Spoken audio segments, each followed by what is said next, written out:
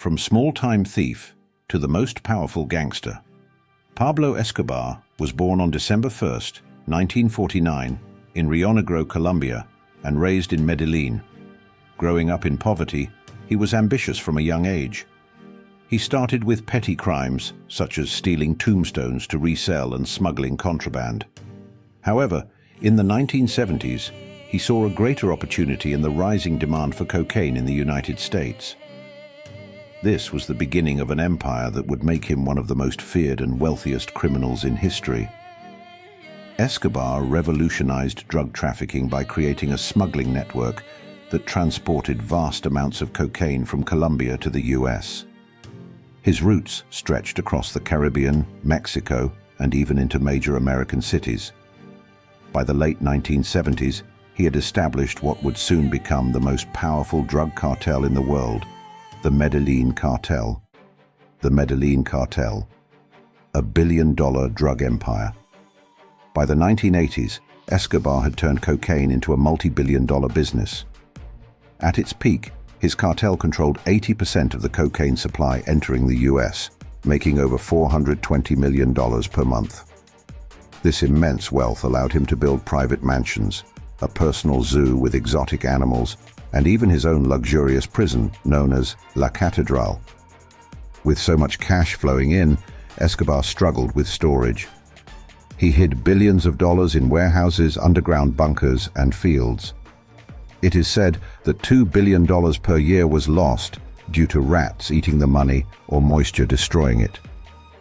Despite his criminal activities, he portrayed himself as a man of the people, funding housing projects, schools, and hospitals for the poor.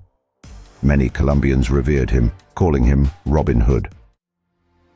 The war begins, Escobar versus the government.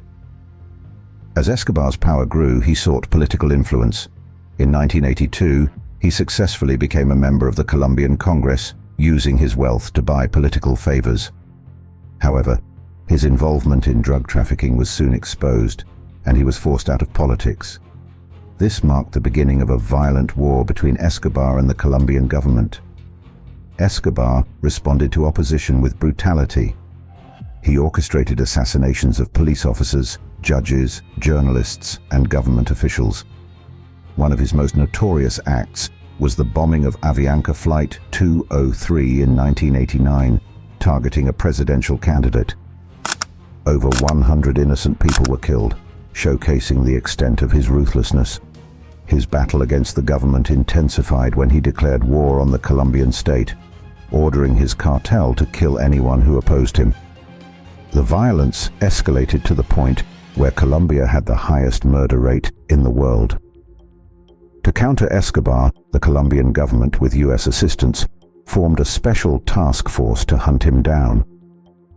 Additionally, a vigilante group called Los Pepes, people persecuted by Pablo Escobar, emerged, targeting and killing his associates one by one.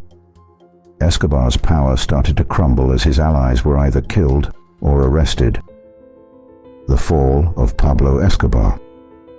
By 1991, under pressure, Escobar surrendered to authorities, but negotiated an agreement where he would stay in a luxurious self-built prison called La Catedral, complete with a casino, bar, and his own guards. However, when the government planned to transfer him to a regular prison, he escaped, leading to one of the most intense manhunts in history.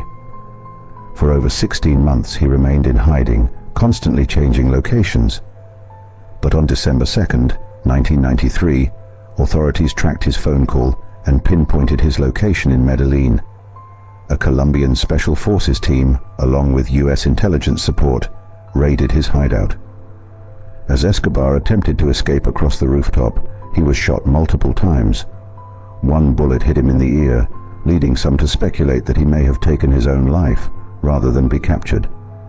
His reign had come to an end.